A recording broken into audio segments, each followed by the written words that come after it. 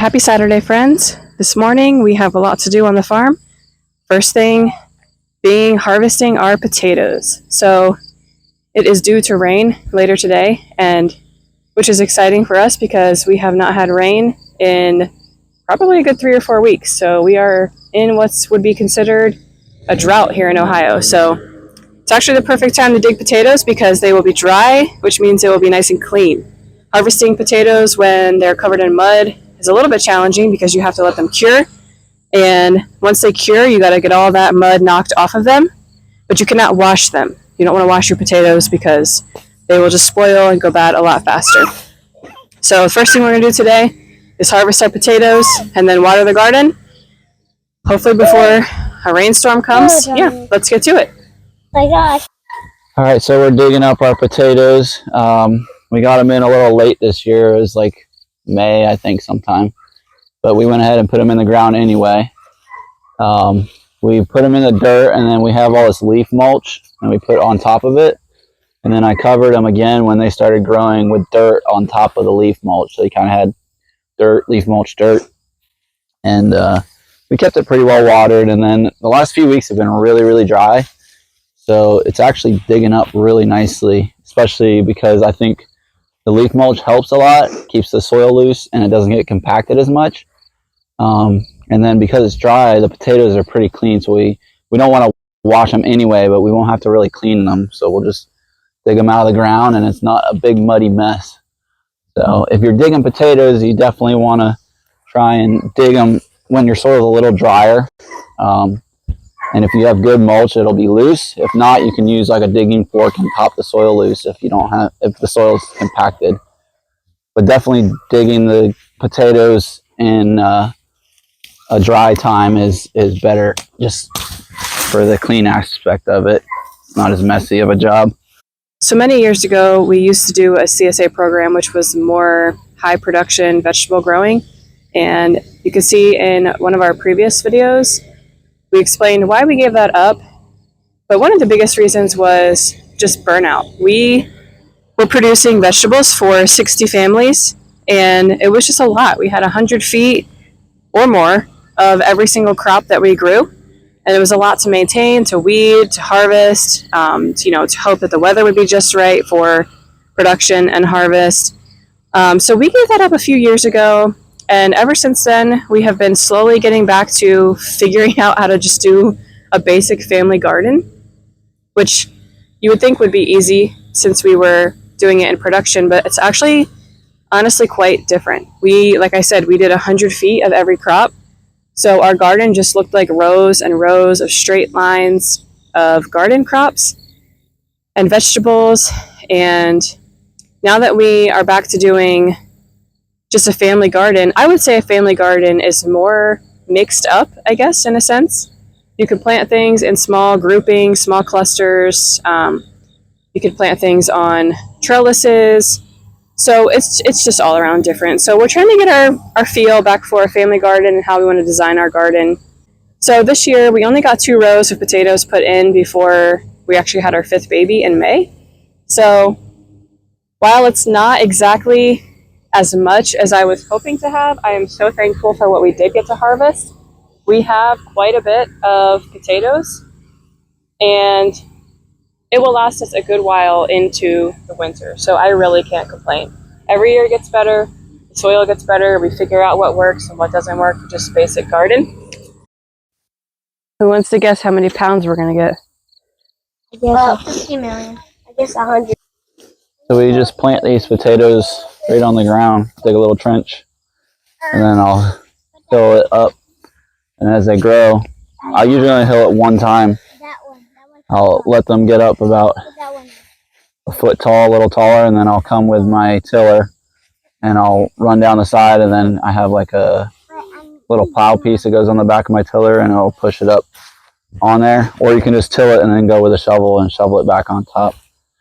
But that's part of the reason for that is some of these here got that green on them. That's where they're up out of the soil. So when you hill them, it helps prevent that so that they don't get sunburned, basically. because they grow up with as the plant grows, they grow off of the plant. So as you hill it, it kind of protects the potatoes that are growing. And it's still, you get some that stick out and get a little green on them.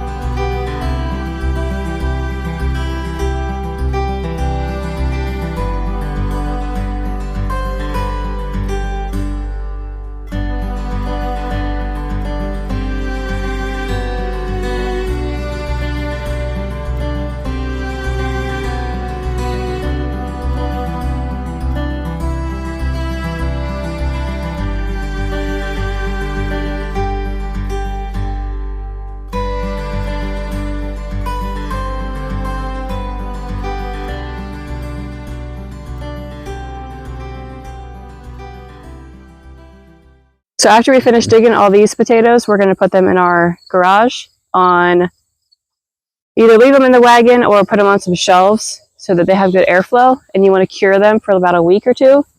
So we're going to put them in the garage and let them sit in the warm weather out of direct sunlight for 1 to 2 weeks, and then that will help the skins get hard, and it'll just protect the potato for long-term storage. And then after they cure, we'll put them in our cellar for the winter, and hopefully they will last us at least until next spring. So these plants, we planted them back in May, and one way to know that your potatoes are ready is the plant stem itself will be dead, but still in the ground. So that's how we're finding all these potatoes. We can see these stems sticking up out of the dirt, and then right underneath of those roots is where a whole cluster of potatoes will be.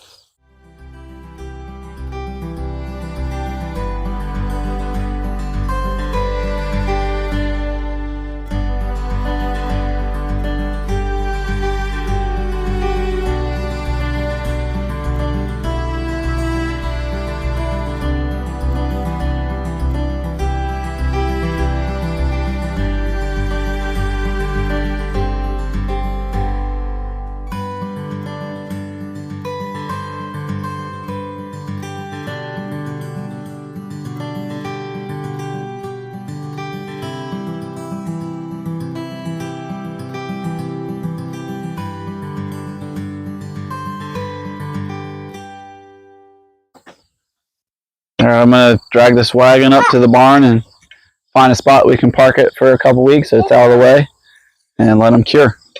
So we're just going to use this wagon.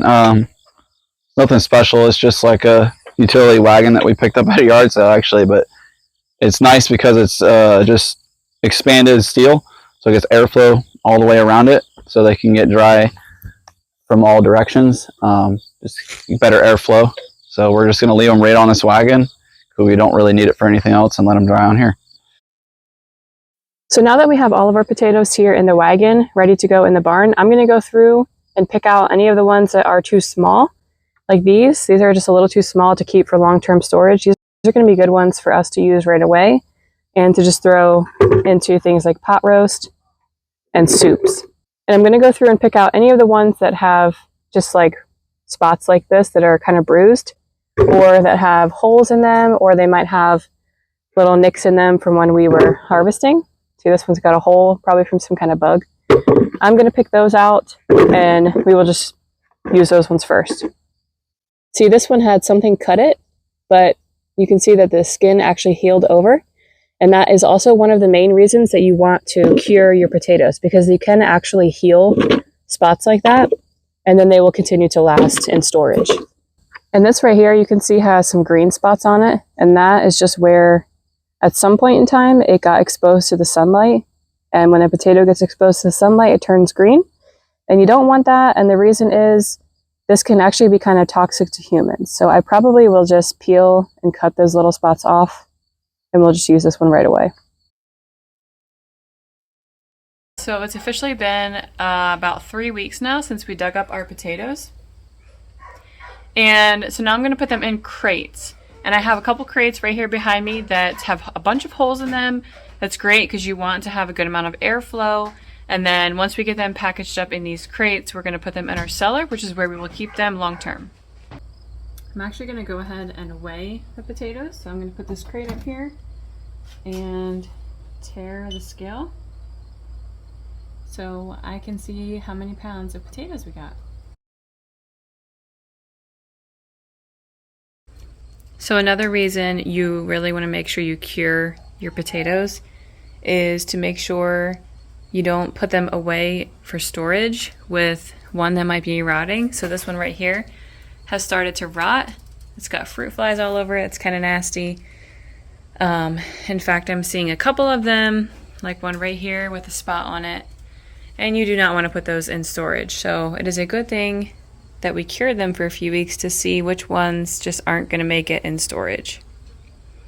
So we're just going to get rid of that. Gross.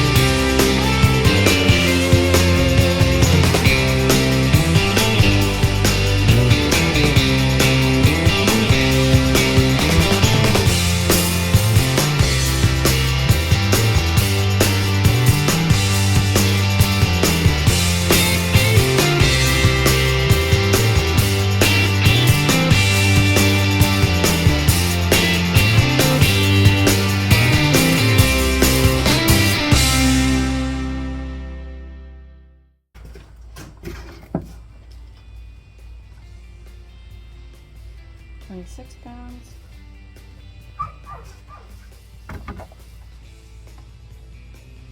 Alright, so with this crate and the previous crate, we ended up with just about 45 pounds of potatoes.